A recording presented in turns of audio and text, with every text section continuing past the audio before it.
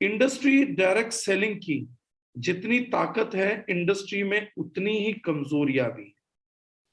सबसे बड़ी ताकत और सबसे बड़ी कमजोरी अगर मैं डायरेक्ट सेलिंग इंडस्ट्री में किसी चीज को मानता हूं तो सबसे बड़ी ताकत इसकी इस चीज में है कि इस इंडस्ट्री को कोई भी व्यक्ति करियर बनाने के लिए जिसके पास कोई बहुत बड़ा पैसा नहीं है, स्टार्टअप कैपिटल नहीं है, वो भी एंटर कर सकता है और यहां पर सीख के परफॉर्म कर सकता है। ये डायरेक्ट सेलिंग की सबसे बड़ी ताकत है। और अगर आप डीपली एनालाइज करेंगे तो पाएंगे कि यही इस इंडस्ट्री की सबसे बेहुदा कमजोरी भी है, क्योंकि इसमें एंट्री पॉइंट इतना इजी है कि कोई भी व्यक्ति कभी भी कैसे भी एंटर कर सकता है। इतना कैपिटल इन्वॉल्वमेंट नहीं है, ज्यादा से ज्यादा क्या है कि कंज्यूमरशिप का इन्वॉल्वमेंट है कि हम लोगों ने कुछ करके देख लिया और हमारा एक माइंडसेट ऑपरेट करता है कि मेरा कोई लॉस नहीं है इसके अंदर। तो जितना आसान इसमें एंट्री है उससे भी 10 टाइम्स इसमें एग्जिट आसान है।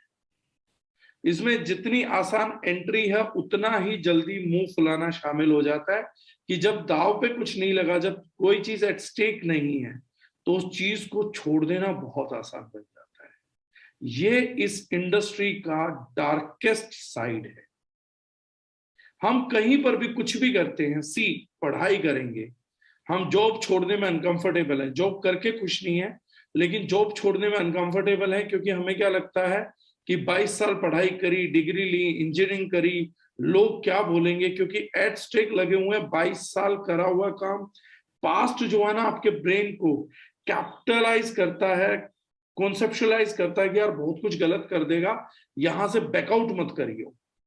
इंजीनियरिंग में चले गए, अगर आप फेल होने लगते हैं तो इंजीनियरिंग को आप ये नहीं बोलते यार इतना टफ सब्जेक्ट दे दिया, टीचर को शिकायत नहीं करेंगे, टीचर की, यूनिवर्सिटी की सिलेबस की कमियां नहीं ढूंढेंगे, बल्कि खुद को उस लेवल पे अपग्रेड करने की कोशिश करेंगे जहां पे इंजीनियरिंग को, मेडिकल को पास कर सके। क्यों? क्योंकि बहुत कुछ एट स्टेक लगा हुआ है। कोई व्यक्ति अगर दुकान खोलता है, पैसा लगा लेता है एक बार के लिए, तो वो व्यक्ति भी उस डिसीजन को फाइट करता है टिल लास्ट ब्रेथ कि मेरे को अपने डिसीजन को बैकआउट नहीं करना, क्योंकि मेरी अकाउंटेबिलिटी है मेरे डिसीजन के लिए। बट डायरेक्ट सेलिंग में we are looking for a bloody excuse to just wrap up the show. हम इस कहानी को खत्म करने के लिए एक बहाने की तलाश में रहते हैं, क्योंकि हमें पता है कि बहुत कुछ एट स्टेक हमने किया ही नहीं। नेपोलियन बोनापार्ट जो सबसे बड़े फाइटर रहे, जिन्होंने आर्मीज को लड़ना और जीतना सिखाया, वो नेपोलियन को मैं पढ़ रहा था, मेरे को उनका बात बहुत अच्छी लगी। एक व्यक्ति ने कहा कि आपने इतनी सारी वॉर्स को, बैक टू बैक जंग को कैसे जीता? तो नेपोलियन बोनापार्ट बोलते थे कि मेरा बड़ा आसान तरीका था, मैं शिप से अपनी आर्मी को लेके जाता था, पीछे जिस पुल से हम जाते थे, आर्मी इन करती थी टेरिटरी के अंदर, मैं सबसे पहले जो पीछे का पुल था उसे उड़ा देता था। अब मेरी आर्मी के पास दो ही रास्ते होते थे, या तो जीतो या मारे जाओ। और जब इतनी ट्रेमेंडस सिचुएशन बनती थी तो मेरी आर्मी जीत जाती थी, क्योंकि उन्हें पता था पीछे भागने का कोई चांस नहीं है, पीछे पहले से ही मौत जो है वो डिसाइडेड है, तो आगे जाना एकमात्र ऑप्शन बन गया था। और मैं आप लोगों को ये नहीं बोलूंगा, मेरी बात को गौर से ध्यान से सुनिएगा, मूर्खता में और बहादुरी में सिर्फ एक थिन लाइन का डिफरेंस है। जब आप मेरी बात को सुनिएगा तो गौर से सुनिएगा। मूर्खता और बहादुरी सिर्फ एक थिन लाइन का डिफरेंस है। इस लाइन के इधर गए तो मूर्ख कहलाओगे, इस लाइन के इधर रह गए तो आप बहादुर कहलाएंगे। नेपोलियन बोनापार्ट का तरीका विदाउट फेल कामयाबी का तरीका मैं आज आप लोगों को बता रहा हूं। नेपोलियन बोनापार्ट का तरीका जो अपनाएगा वो कामयाब हो जाएंगे। ग्रेटेस्ट वॉरियर और माइंडसेट पर्सन थे। हमारे को आगे जाना है तो पुल उड़ा देना चाहिए। उस व्यक्ति के कामयाब होने के चांसेस हद से ज्यादा बढ़ जाते हैं जिसके पास कोई दूसरा रास्ता नहीं है। लेकिन हम में से कई लोग मोटिवेट होकर मूर्खता क्या करते हैं, पढ़ाई छोड़ देंगे, डिग्री फाड़ देंगे, जॉब को क्विट कर देंगे कि पहले मैं जिस रास्ते से घर में पैसा आ रहा था मैं पहले उस पुल को उड़ा देता हूं। अप्लायंस भी यूज करती हैं इस तरीके को कि इसका पुल उड़वा दो, पुल उड़वा देगा तो ये फाइट कर जाएगा। हाँ, उड़ाना है पुल, ये कंफर्म है। अगर आप पुल नहीं उड़ाएंगे ना बॉस, आप कामयाब नहीं हो सकते, ये कंफर्म है, ये लिखित मेरे से ले लीजिए। लेकिन यहां पर आर्थिक पुल मत उड़ाइए, एजुकेशनल ब्रिज को ब्रेक मत करिए। जो पुल, जो ब्रिज आपको ब्रेक करना है वो है मेंटल। मेंटल ब्रिजिंग को ब्लॉक कर दीजिए और बार बार अपने दिमाग में एक बात करिए कि खाने पीने का, रोटी का जुगाड़ तेरी जॉब से हो गया है, आगे करियर में सिक्योरिटी चाहिए है तो तेरे को जॉब से मिल जाएगी, पढ़ाई करके मिल जाएगा। लेकिन अगर तेरे को एक्सपोनेंशियल ग्रोथ चाहिए, लाइफ कामयाब चाहिए है, तो तेरे पास एक ही रास्ता है, डायरेक्ट सेलिंग, नेटवर्क मार्केटिंग।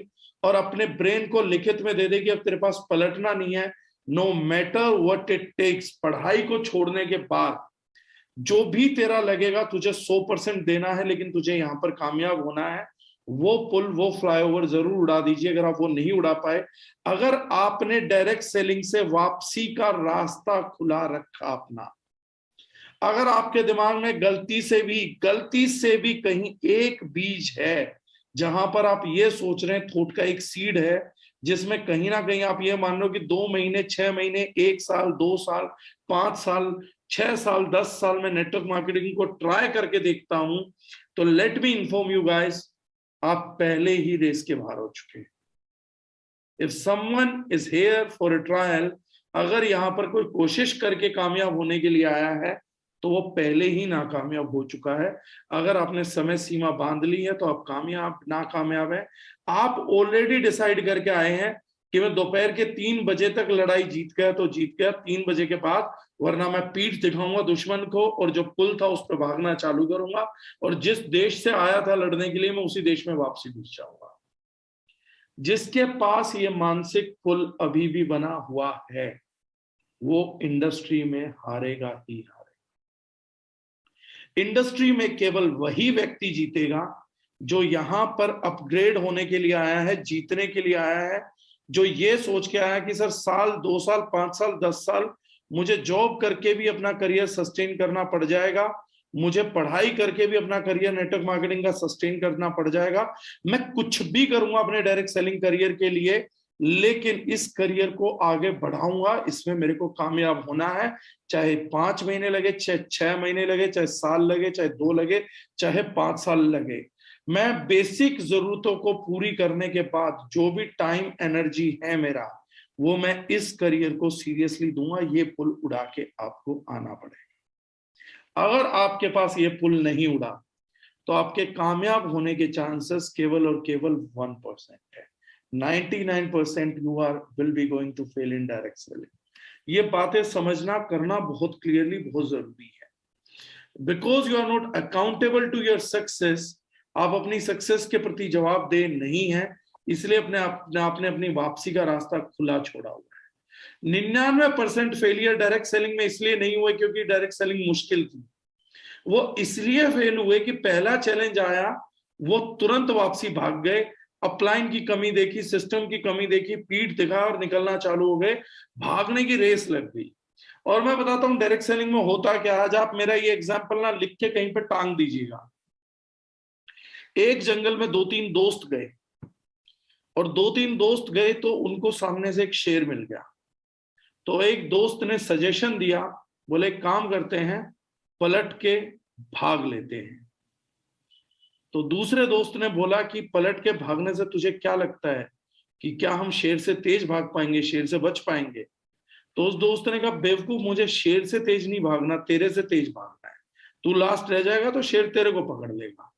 हम लोग नेटवर्क मार्केटिंग में जब चैलेंज नाम का शेर सामने से आता है तो हम एक दूसरे से तेज भागते हैं, एक साथ लड़ते नहीं है, एक साथ भिड़ते नहीं है। डायरेक्ट सेलिंग में हम तेज भागते हैं क्योंकि हमने चाहत तो करी थी कि हम अमीर बन जाए, लेकिन हमारे पे मिडिल क्लास सोच हावी है।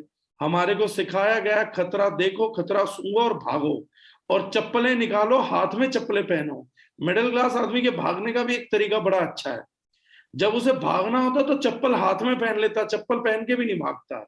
चप्पलों को हाथ में लेकर भागेगा, पूरी ताकत से भागेगा। उतनी ताकत से जीतने की लड़ाई नहीं लड़ता मिडिल क्लास। कभी मिडिल क्लास को बोलना है कि तेरे को ताकत लगानी है और तेरे को जीतना है, तो एफर्ट देखना उसका। उसे बोल तुझे रेस में भागना है, तो देखना भागेगा कैसे। लेकिन उसे बोलो कि सामने से शेर आ रहा है, भागना है, फिर देखो इसकी स्पीड। ना ये चीता को भी फेल करते, चप्पलें हाथ में पकड़ के जो ये दौड़ लगाएगा बॉस। उसके बाद ये बताता कि एक्चुअली मैं इंटेंशन से ड्राइव ही नहीं होता हूं, मैं फियर से ड्राइव होता हूं। मुझे डराओगे तो मैं कुछ कर लूंगा, इच्छा से कहीं नहीं जाऊंगा। This is a common mindset. जब तक हम इस माइंडसेट को नहीं छोड़ेंगे, हम डायरेक्ट सेलिंग में दौड़ेंगे ना, तो चप्पल जूते पहन के दौड़ेंगे, आराम से ट्रैक सूट पहनेंगे, अरे अभी नेटवर्क में दौड़ना है, शूलेस बांधेंगे, जुराबे पहनेंगे, लिपस्टिक बिंदी लगाएंगे, डिओड्रेंट छिड़केंगे, फिर अपलाइन पूछेगी हाँ भागने को तैयार है सर, थोड़ा सा रुको, एक परफ्यूम भी छिड़कने दो, धीरे धीरे भागोगे, उम्मीद करोगे अपलाइन कंधे पे लेके भाग जाए, टीम भाग ले कंधे पे लेके, ये सब करोगे। लेकिन जब एमएलएम से वापसी भागना होगा तो चप्पल सर पे रख के भागोगे, एकदम रातों रात किसी को पता लगेगा उससे पहले तो इंडस्ट्री से कोसों दूर निकल जाओगे।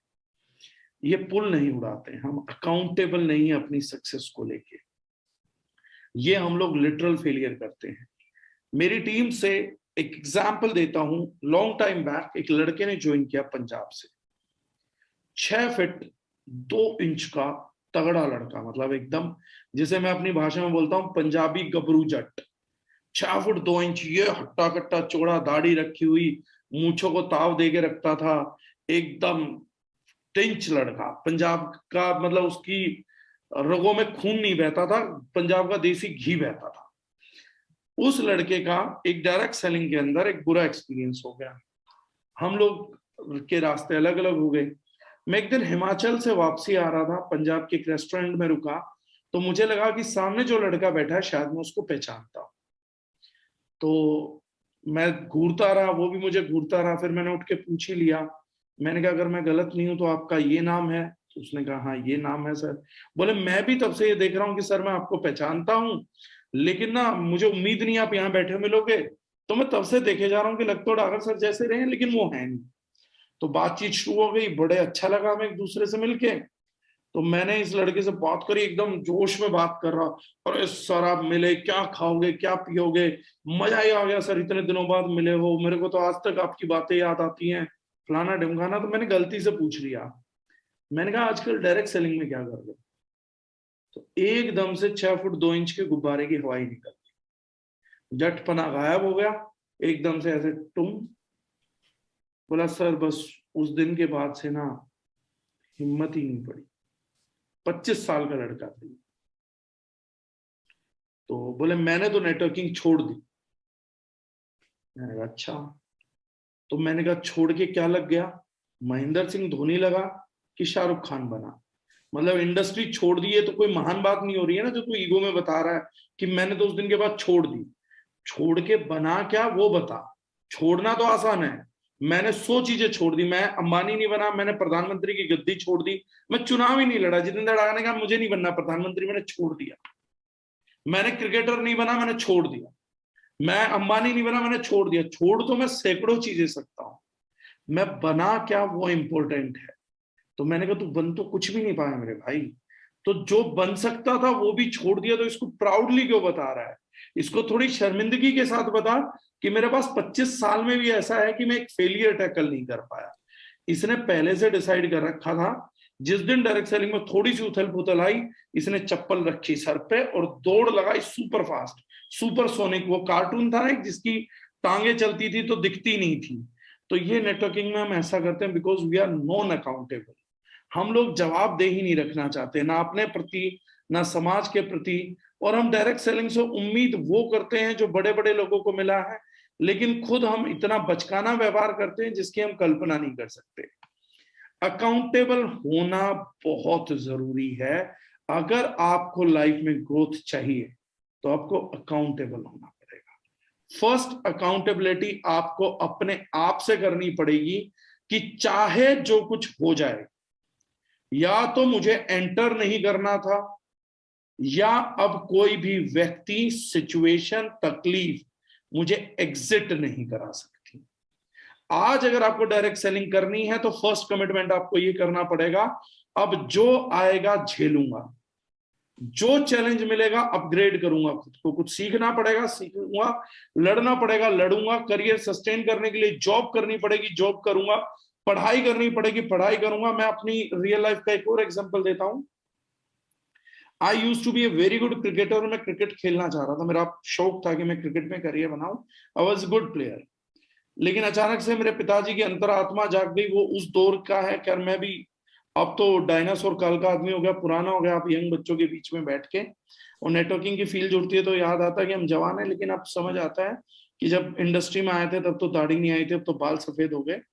तो वो उस जमाने की बात है जब एक फ्रेज चलता था इंडियन कम्युनिटी में, मिडिल क्लास कम्युनिटी का एक फ्रेज था, खेलोगे कूदोगे होगे खराब, पढ़ोगे लिखोगे बनोगे नवाब। मेरी किस्मत इतनी बेकार थी कि मैं एक नंबर का जीरो था पढ़ाई के अंदर, पढ़ता लिखता ही नहीं था। लेकिन जिस साल मैंने क्रिकेट में टॉप परफॉर्मेंस दी उसी साल मैंने गलती से क्लास भी टॉप कर दी। एक साथ दोनों हाथ से एक ही ईयर में करे, 1997 में दोनों ही काम गलत कर दिए। अब सिचुएशन ये हुई कि पापा ने पूछा क्या करना, तो मैंने कहा क्रिकेट खेलना है। तो मेरे फादर को समझ आया कि गलती से टॉप तो कर गया, अब इससे करवाना है तो सबसे पहले इसका क्रिकेट छुड़वाना पड़ेगा। तो बॉस वो पड़ गए मेरे क्रिकेट छुड़वाने के पीछे और उन्होंने छुड़वा दिया। अब मैंने उनसे एक डील करी, मैंने कहा आपको क्रिकेट तो छुड़वाना है बॉस मेरा, वो तो समझ आ गया, मैंने कहा एक बीच का रास्ता निकालो। बोले क्या रास्ता? मैंने कहा आपको मेरे से पढ़ाई चाहिए, मुझे क्रिकेट खेलना है। मैंने कहा इन दोनों के बीच का भी तो कोई रास्ता होगा, कहीं तो मैं और आप एग्रीमेंट कर सकते हैं। तो बोले कि तू बता तेरे दिमाग में क्या है। मैंने कहा एक काम करो, मेरे को क्रिकेट खेलने की फ्रीडम दे दो और आप मुझे ये बता दो आपको मेरे से परसेंट कितने चाहिए, मतलब मैं कितना परसेंट मार्क्स लाता रहूं तो आपको लगेगा इसे खेलते रहने दो। तो मेरा और मेरे फादर का एक एग्रीमेंट हुआ, उन्होंने कहा इतनी परसेंट।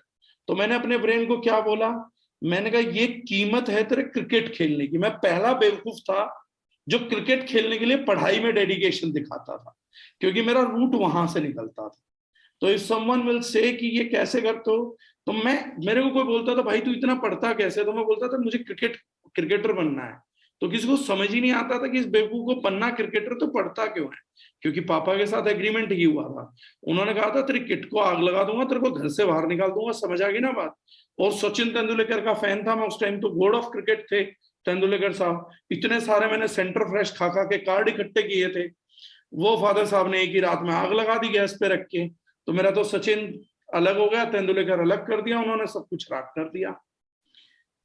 लेकिन उस रात मुझे समझ आया कि मुझे अपना करियर सस्टेन करना है तो मुझे डील करनी पड़ेगी, और वो डील निकली, मेरा रूट निकला पढ़ाई के through. That is accountability to cricket, कि मुझे क्रिकेटर बनना है तो मुझे पढ़ना है। इसी तरीके से मैंने डायरेक्ट सेलिंग को जिया।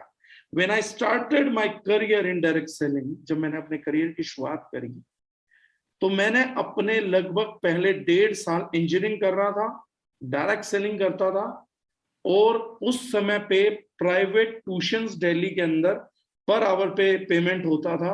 तो मैंने अपने करियर को सस्टेन करने के लिए 3 स्टूडेंट पकड़े थे, बिकॉज मुझे यह पता था कि एक ऐसा करियर जो पूरी इंडस्ट्री में किसी को समझ ही नहीं आ रहा है, पूरी कंट्री में समझ नहीं आ रहा, वे बैक इन 2004 कोई समझना भी नहीं चाह रहा था इस करियर को। तो 2004 के अंदर मैंने 3 स्टूडेंट को पकड़ा और प्राइवेट होम ट्यूशन देना स्टार्ट किया। बनना मुझे डायरेक्ट सेलर है, कर मैं इंजीनियरिंग रहा था, और इनकम मेरी जो आ रही थी वो प्राइवेट ट्यूशन से आ रही थी, क्योंकि मुझे पता लग गया था कि डायरेक्ट सेलिंग में एकदम से पैसा बनने वाला नहीं है। पैसा तो बनेगा बट महीने, 2 महीने, 5 महीने, 6 महीने, साल, 1.5 साल, पता नहीं कितना लगेगा। लेकिन मुझे फील्ड करने के लिए, मुझे चीजें करने के लिए पेमेंट्स की जरूरत तो आने वाली है। मैंने बहुत कम जगह ये किस्सा बताया है। और जब तक मेरी इनकम डायरेक्ट सेलिंग में 50,000 से 1 लाख पार नहीं करी, मैंने उस दिन तक प्राइवेट ट्यूशन दिए, देने ही थे, क्योंकि मुझे अपना करियर सस्टेन करना था। मैं अगर बेवकूफी करता, इंजीनियरिंग छोड़ देता, तो घर वाले मेरे से डायरेक्ट सेलिंग भी छुड़वा देते, और अगर उनसे पैसे मांग मांग के डायरेक्ट सेलिंग करता था तो भी मेरे को वो करियर छुड़वा सकते थे। मेरे पेरेंट्स चाहते थे मैं इंजीनियर बनूं, मैं डायरेक्ट सेलर बनना चाहता था, और मुझे पता था दो परेशानियां आएंगी। घर से पैसा मांगा तो भी मेरा करियर छुड़वा देंगे, और उस टाइम पे छुड़वा सकते थे, पावर में होते ही हैं फैमिली वाले। और दूसरा मुझे पता था मैंने इंजीनियरिंग गिव अप कर दी तो भी मेरा करियर छुड़वा दिया। तो मुझे डायरेक्ट सेलिंग में करियर बनाना था, इसलिए मैं इंजीनियरिंग में यूनिवर्सिटी टॉप करता था। मुझे डायरेक्ट सेलिंग में करियर बना रहा था, इसलिए मैं 3 बच्चों को स्कूल में पढ़ाता था, सॉरी प्राइवेट ट्यूशन देता। करना पड़ता है बॉस, नहीं करने से नहीं होगा। करियर कैसे सस्टेन होगा सोचना पड़ता है, क्योंकि मैंने एक चीज डिसाइड कर ली थी कि अब डायरेक्ट सेलिंग में आ गया हूं तो मेरे को आगे ही निकलना है, पीछे का एग्जिट का कोई रास्ता नहीं है।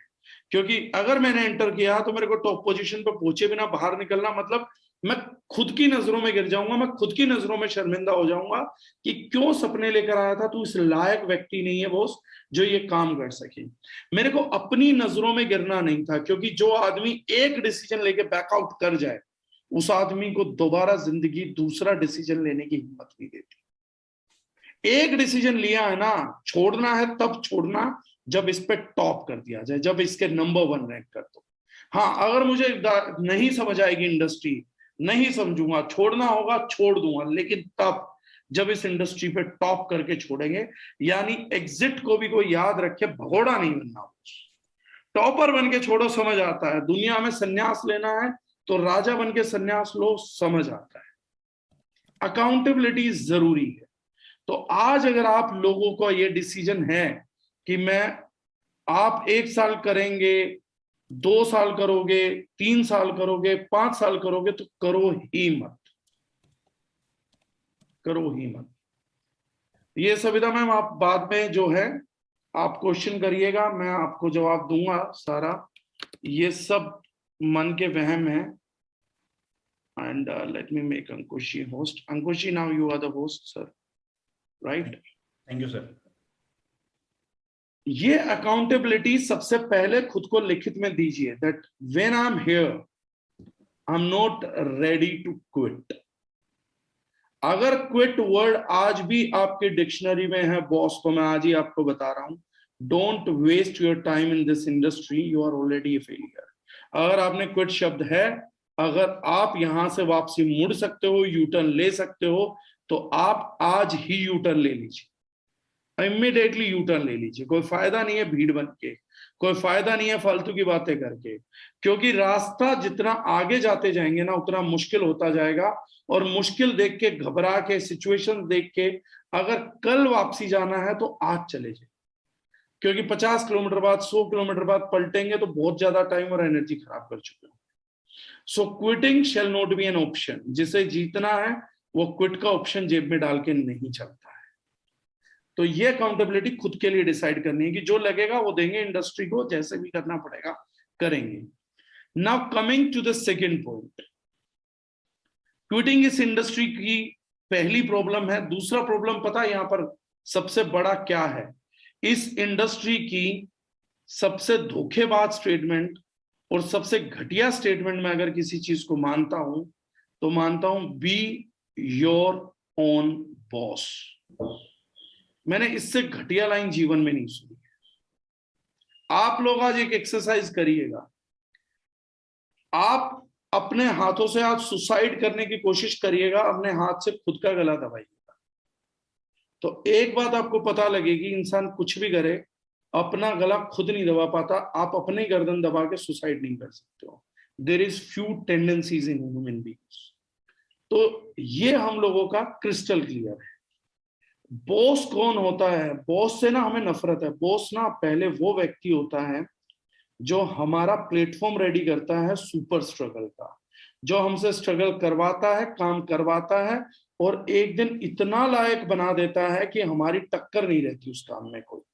ज्यादातर लोग जो बॉस नहीं बन पाते, पहले एम्प्लॉय जाते हैं, बाद में बॉस बनते हैं।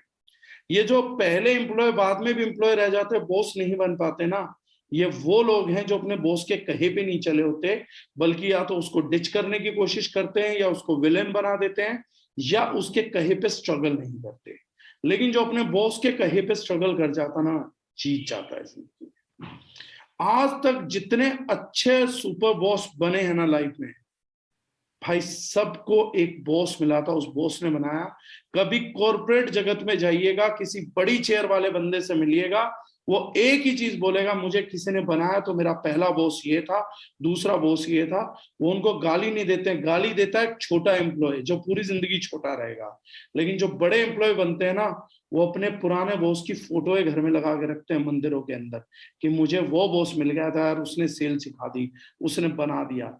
बॉस एक्चुअली में जेन्युइन लोगों के लिए, लीडर लोगों के लिए देवता होता है। भगोड़ों के लिए बॉस जो होता है वो विलेन होता है। ये लिखित में देख लीजिएगा, ये कभी भी चेक कर लीजिएगा। जो व्यक्ति अपने बॉस के खिलाफ बात करता होगा ना, या नेगेटिव बोलता है, इन 99% केसेस में वो नॉन परफॉर्मर होता है। 99% केसेस में सिर्फ 1% में जेन्युइन पॉलिटिक्स इन्वॉल्व होती है। सिमिलरली डायरेक्ट सेलिंग की एक बुरी हैबिट, बुरी विडंबना ये है कि इस इंडस्ट्री में हमारा कोई बॉस नहीं है, और उससे भी बुरी बात यह है कि हमारे को यह बात पता लग चुकी है। ये अपने आप में बहुत गलत बात थी कि कोई बॉस नहीं था। उससे भी गलत बात यह कि बात हमें पता है कि हमारी अपलाइन हमारी बॉस नहीं है, तो वो बॉस की तरह ऑर्डर नहीं चला सकती, ये हमारे को परमानेंट सैलरी नहीं देता, तो हमारे को इसकी इतनी भी मानने की जरूरत नहीं है। ये सबसे गलत होता है बॉस डायरेक्ट सेलिंग इंडस्ट्री के अंदर, सबसे गलत चीज है। अगर आपको डायरेक्ट सेलिंग में बड़ा करियर छूना है, बड़ा मुकाम करना है, तो आपको वॉलेंटियरली किसी एक व्यक्ति को पकड़ना पड़ेगा और उसे बोलना पड़ेगा, from today onwards you are my boss, और मुझे एक्सप्लॉइट करो काम के अंदर, कल्चर के अंदर, कि मैं जाऊं फील्ड में लड़ूं और काम निकाल पाऊं। मेरे को प्रेशर दो, मेरा रोज फॉलोअप लिया करो, मुझे अच्छा बोलो बुरा बोलो। एक महानतम घटिया बॉस चुनो। आपकी सबसे बढ़िया अपलाइन वो है जो आपसे सबसे ज्यादा रगड़ के काम करवा सकती है, जो आपको 0% कंफर्ट और 100% स्ट्रगल देगी, जो आपको 0% आराम और 100% संघर्ष देगी। केवल वही व्यक्ति आपकी अपलाइन बनने का अधिकारी। आईडी लगने से कोई अपलाइन नहीं होता। अपलाइन वो है जो बच्चे को रगड़ के काम करवा सके, जो इस चीज का रहम ना खाए कि ये धूप में कैसे जाएगा, बारिश में कैसे जाएगा, सर्दी में कैसे जाएगा। जिस छोटे पेड़ को बड़ा पेड़ छाया दे देता है, वो छोटा पेड़ मुरझा जाता है, मर जाता है। हर पेड़ को अपने हिस्से की धूप देखनी पड़ेगी, हर पेड़ को अपने हिस्से की बारिश देखनी पड़ेगी, हर एक पेड़ को अपने हिस्से का संघर्ष झेलना पड़ेगा। अंडे की स्टोरी है, जिस अंडे ने स्ट्रगल नहीं किया, जो पक्षी बाहर आने के लिए अपना अंडा फोड़ के खुद बाहर नहीं निकलता है, वो मर जाता है। अगर आप वो अपलाइन है जो अपने बच्चों का अंडा फोड़ने में मदद कर रहे हैं, तो आप उन्हें मार देंगे। वो कैपेबल लोग नहीं है, वो अपग्रेड नहीं कर पाएंगे। तो ये गलती भूले से भी ना करें, और आप लोग भी इन चीजों को करें।